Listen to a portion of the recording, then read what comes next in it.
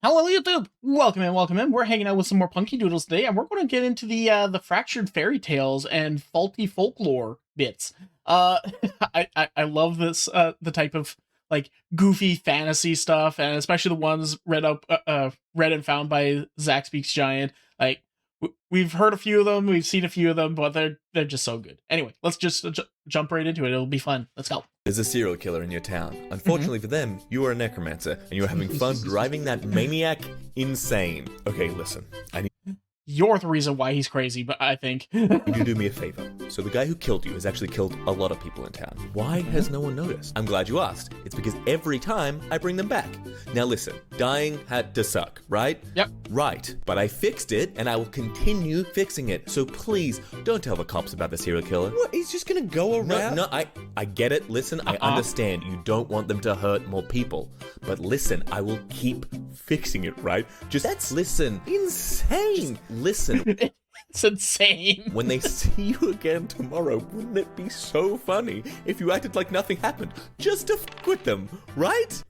I mean, you're getting your comeuppance. Like they're getting their comeuppance. They're like, oh yeah, I got that person. I got that kid at the counter there. I feel so strong and big, and then you go back to work, and they're like, hi, how's it going?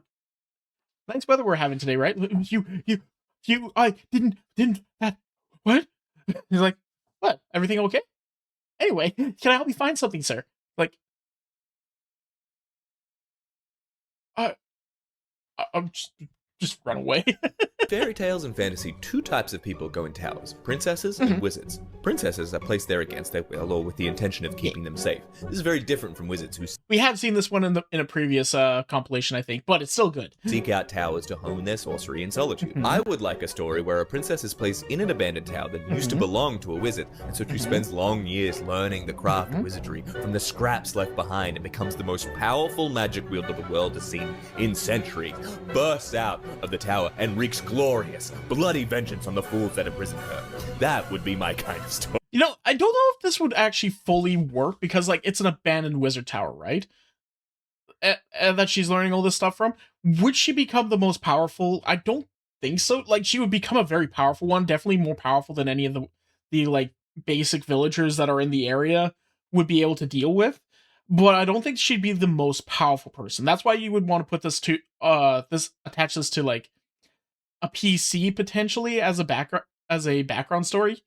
That way you can have them like use the magic that they've learned in order to burst out, and now they're just hungry for more knowledge. Or if you want to attach it to your BBEG, make it so that they were only able to learn like to a certain point, and your adventuring party like breaks them out of their out of the tower, right?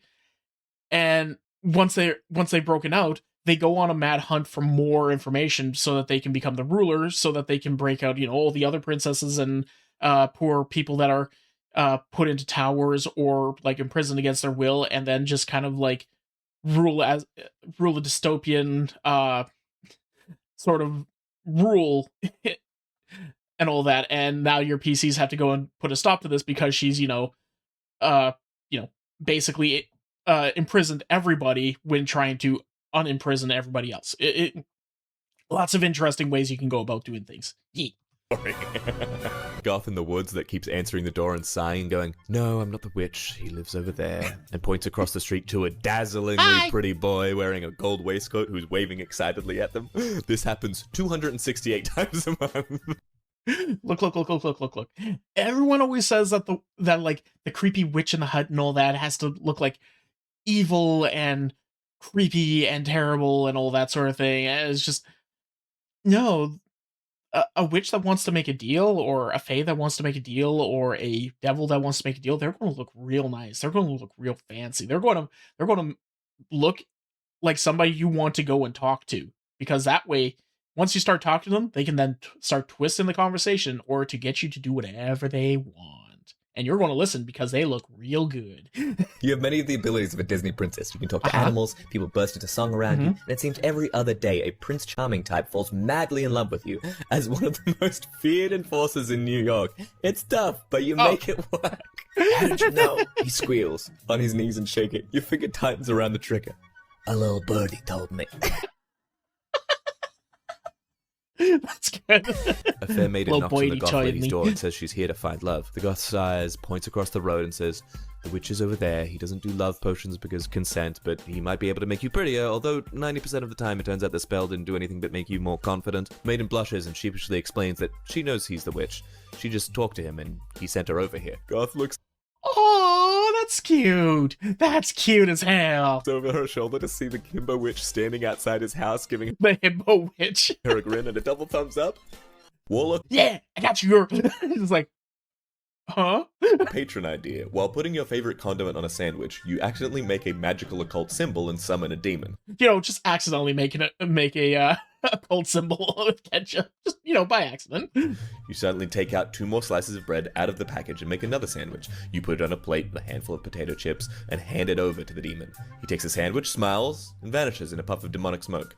The next day, you get that job promotion you were after. There was no contract, no word spoken. You owe nothing.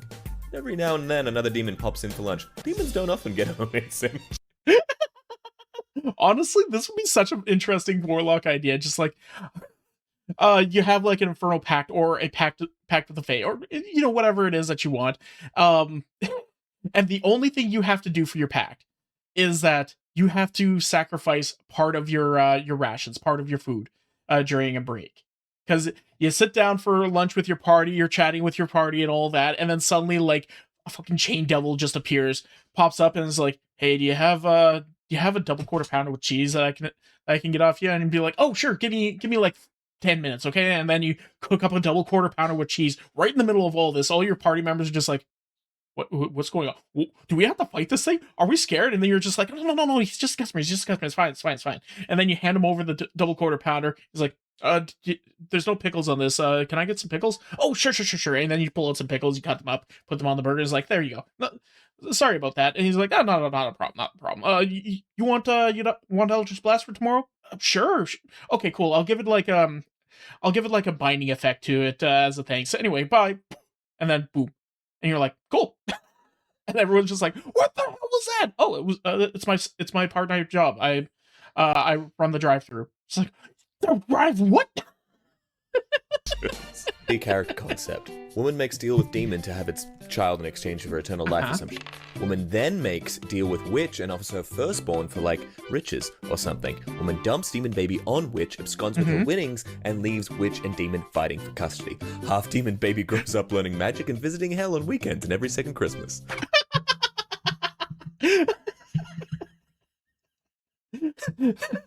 I want to play that character, the person that's like being in a custody battle between a demon daddy that wanted him and a witch mommy that wanted him, but has a biological mommy that just fucked off with money.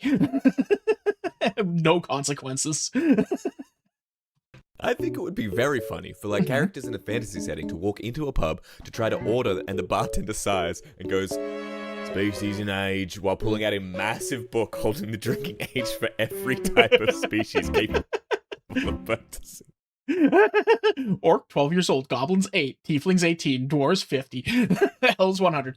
Let's be perfectly honest, dwarves would be at 4. I'm gone. Hey, my hot water doesn't work. Landlord. Not my domain. Firelord. No mine.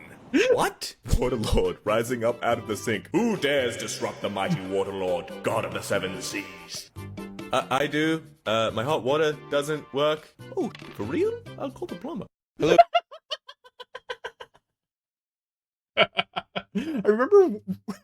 I remember when I was into Critical Role, there was a little arc where they had like a water djinn or something like that, like a Merida, I think it was, controlling all the waterways within a city. Like, that'd be so funny. Just like, oh man, the plumbing is not working, and then you just kind of like jiggle it, or you like rub the faucet or something like that, and then the Merida comes on. It's like, what do you want? It's like the water's not coming through. He's like, oh shit, oh, here's your problem. The faucet's just not tightened properly. There you go. Give it a little try. Hey, the water's coming out. Are you all good? Yeah, we're good. Okay, and then he just swoops right back up through the faucet. Hello, sir. May I have your name? No, you may not have my name, but you may call me John. Sir, this is a DMV, and I am not a fae. Oh, then you wouldn't mind holding this iron horseshoe, right?